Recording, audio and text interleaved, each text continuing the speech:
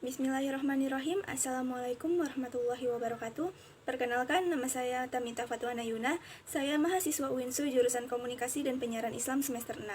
Nah, di sini saya akan menjelaskan beberapa materi mengenai mata kuliah saya, yaitu Sosiologi Komunikasi Massa. Nah, yang pertama saya akan menjelaskan mengenai komunikasi massa dan masyarakat. Yuk, simak penjelasan saya. Baik, sebelum kita membahas lebih lanjut mengenai komunikasi massa dan masyarakat, alangkah lebih baiknya jika kita mengetahui dulu mengenai pengertian komunikasi. Nah, komunikasi adalah suatu tindakan atau proses penyampaian informasi, ide, emosi, atau keterampilan menggunakan simbol-simbol, gambar, grafik, dan sebagainya.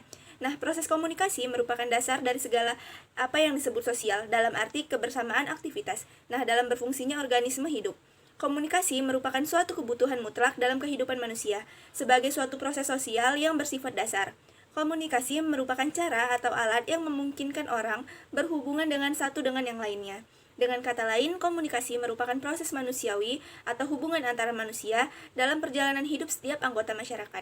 Nah, proses komunikasi terdiri dari komunikasi pribadi atau yang bersifat individual dan komunikasi kelompok. Nah, namun tidak dapat diingkari bahwa adanya kelompok ini mencerminkan latar belakang citra, etnis, ideologis, atau religi. Nah, tapi ada pula kelompok yang keberadaannya didasarkan kepada sejumlah tujuan tertentu yang dicita-citakan oleh warganya.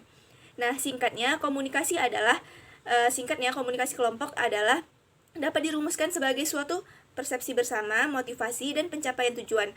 Namun begitu, sifat esensial komunikasi kelompok adalah interdependensi anggota kelompok dapat saling mempengaruhi satu sama lain dan juga sampai derajat tertentu dapat saling mengontrol dan mengendalikan. Nah, setelah mengetahui mengenai pengertian komunikasi, kita akan lanjut membahas mengenai pengertian komunikasi massa.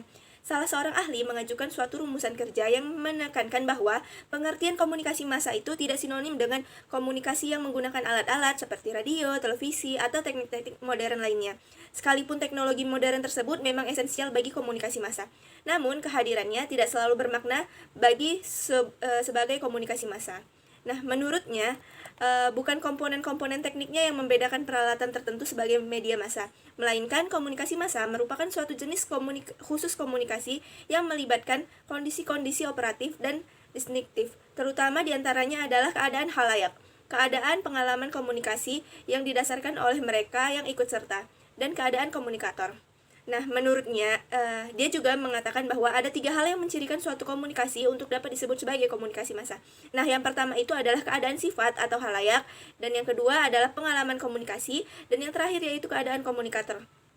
Komunikasi massa menurut MC Quayle mempunyai beberapa karakteristik berikut ini. Yang pertama, membutuhkan organisasi formal atau kompleks untuk melaksanakan kegiatan operasionalnya. Yang kedua, komunikasi massa ditujukan kepada halayak yang luas. Yang ketiga, komunikasi massa bersifat publik. Yang keempat, komposisi halayak, komunikasi massa bersifat heterogen. Yang kelima, media massa dapat melakukan kontak stimulus dengan orang dalam jumlah besar atau dalam berbagai sumber serta amat terpisah-pisah satu sama yang lain. Yang keenam, dalam komunikasi massa, hubungan antar masyarakat dan komunikator halayak bersifat interpersonal. Dan yang terakhir, halayak komunikasi massa merupakan suatu kolektivitas yang merupakan komunikan masyarakat modern dengan beberapa sifat yang distinktif. Nah, di penjelasan sebelumnya, kita sudah membahas mengenai pengertian komunikasi dan pengertian komunikasi massa. Oleh karena itu, kita akan melanjutkan pembahasan kita yang selanjutnya, yaitu komunikasi massa dan masyarakat. Signifikasi media massa dalam kehidupan masyarakat menurut MC Quayle dapat dilihat dari beberapa kenyataan bahwa: yang pertama, media merupakan suatu industri yang tumbuh dan berubah, menyediakan lowongan kerja, memproduksi barang, jasa, dan menghidupkan industri yang berkaitan. Yang kedua, media massa merupakan institusi pada dirinya sendiri, yang mengembangkan aturan-aturan dan norma-norma yang menghubungkan dengan institusi lain. Pada gilirannya, institusi media ini diatur atau diregulasikan oleh masyarakat. Nah, yang ketiga, media massa sebagai sumber kekuatan, alat kontrol, manajemen, dan penyediaan informasi. Yang keempat, media menyediakan suatu lokasi atau arena tempat peristiwa kehidupan publik dipentaskan, baik dari lingkungan nasional maupun lingkungan internasional. Yang kelima, media sering menjadi lokasi pengembangan budaya. Dan yang terakhir yaitu media sebagai sumber dominan definisi atau image realitas sosial bagi individu, serta kolektif bagi kelompok dan masyarakat. Nah, dengan adanya media, orang atau masyarakat bisa menyebarluaskan sesuatu informasi. Nah, hal ini merupakan kekuatan tersendiri yang dibutuhkan oleh bermacam-macam kepentingan. Nah, kekuatan ini disediakan oleh media. Mereka yang hendak mencapai atau memiliki dan mempertahankan kekuatan dengan sendirinya membutuhkan media. Itulah sebabnya media disebut pula sebagai suatu sumber kekuatan. Melalui media, orang melakukan pengendalian atau kontrol terhadap sesuatu kegiatan atau memperkembangkannya. Bahkan media pun dapat dipandang sebagai suatu alat atau manajemen. Nah, itulah tadi penjelasan saya mengenai media massa dan masyarakat. Kita akan lanjut ke penjelasan berikutnya. Nah, materi selanjutnya yaitu mengenai proses dan model komunikasi massa. Nah, pembahasan yang pertama yaitu proses komunikasi massa. Seperti juga bentuk-bentuk komunikasi yang lain, nah komunikasi massa ini juga merupakan suatu proses. Yang paling membedakannya dengan bentuk komunikasi lain bahwa komunikasi massa merupakan suatu proses penyampaian pesan dari suatu sumber kepada halayak yang berjumlah besar dengan menggunakan saluran media massa. Menurut salah satu ahli, ciri-ciri komunikasi massa adalah yang pertama, ditunjukkan kepada suatu halayak yang relatif luas, heterogen, dan anonim. Yang kedua, pesan disampaikan kepada publik dan umumnya diterima oleh halayak secara relatif serempak serta bersifat mampir sejenak. Dan yang terakhir yaitu komunikator melakukan komunikasinya melalui suatu organisasi yang bersifat kompleks karena menyangkut masalah pembiayaan yang besar. Selanjutnya yaitu suatu model komunikasi massa. Proses komunikasi massa secara menyeluruh dapat dipandang dari 3 cara, yaitu dari sudut pandang media. Proses ini merupakan pemilihan komunikator dari peran-peran dengan suatu tujuan untuk memenuhi kebutuhan komunikasi dari halayak atau publik tertentu. Yang kedua, dari sudut calon komunikator. Proses ini merupakan masalah mendapatkan akses kepada sarana transmisi agar menjangkau suatu halayak tertentu. Yang ketiga, dari sudut pandang halayak merupakan masalah memilih yang berguna atau suatu pesan-pesan yang tersedia bagi mereka karena organisasi media mempunyai kata-kata vital tentang apa yang disampaikan melalui saluran media. Untuk melihat proses komunikasi massa sebagai suatu keseluruhan daripada sebagai sekedar hubungan komunikasi, kita dapat menggunakan model konseptual yang diusulkan oleh Wesley dan Machlin.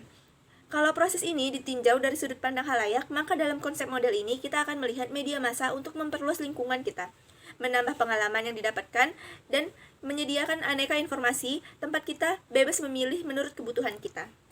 Media merupakan suplemen bagi pengalaman-pengalaman yang diperoleh secara langsung, meskipun memang dalam banyak kasus mereka itu berfungsi menginformasikan apa yang kita pelajari secara langsung mengenai objek-objek dunia luar.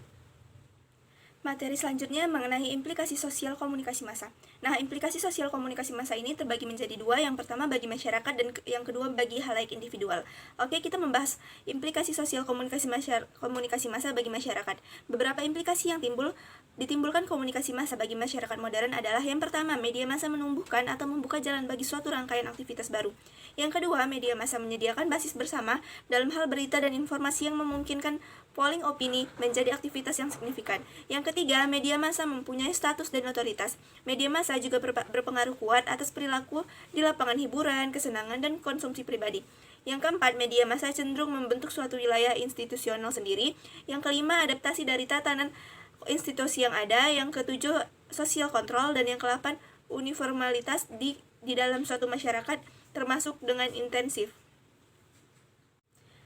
Bagi halayak individual, implikasi menurut Robert adalah sebagai berikut. Yang pertama, media berita luar negeri, misalnya mempunyai potensi yang ampuh dalam mengarahkan perhatian halayak. Orang cenderung untuk menganggap penting kejadian yang diliput media, hanya semata-mata karena berita tersebut dimuat oleh media.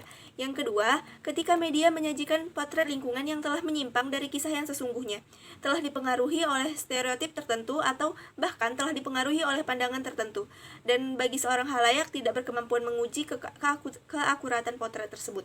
Yang ketiga, apa yang dilaporkan atau dimuat oleh media adalah sama bermaknanya dengan apa yang dimuat atau diberitakan.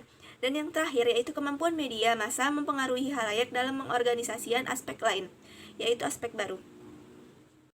Selanjutnya yaitu mengenai fungsi informasi bagi seorang individu. Salah satu ahli mengatakan bahwa informasi sebagai salah satu segala isi kandungan yang mengurangi ketidakpastian seseorang mengenai suatu hal atau jumlah alternatif yang mungkin dalam sesuatu situasi tertentu. Dalam kehidupan kenyataannya, kita lihat bahwa interpretasi dari informasi memungkinkan sistem kehidupan untuk menstrukturkan, mengorganisasikan, atau membentuk suatu citra. Mereka menggali lingkungan sehingga beberapa alternatif tampak lebih mungkin daripada yang lain untuk memudahkan pencapaian tujuan di lingkungan yang dimaksud. Dan yang terakhir mengenai komunikasi massa dan seorang individu.